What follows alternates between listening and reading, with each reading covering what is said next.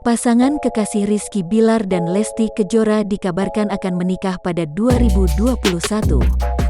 Saat ini Rizky Bilar dan Lesti Kejora sudah 8 bulan menjalin hubungan asmara. Informasi dari kerabat dekat yang didapatkan wartawan menyebutkan, Rizky Bilar dan Lesti Kejora sedang merencanakan pernikahan. Rizky Bilar dan Lesti Kejora disebutkan akan menikah tahun ini.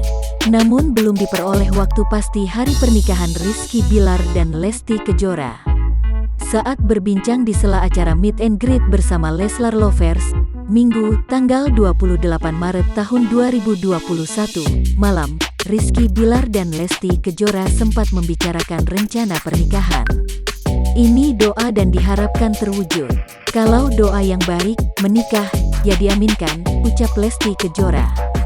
Rizky Bilar juga berharap rencana bahagia itu bisa segera terwujud. Insya Allah dan doakan saja, ujar Rizky Bilar. Sejauh ini Lesti Kejora dan Rizky Bilar disebutkan sudah memesan busana pernikahan.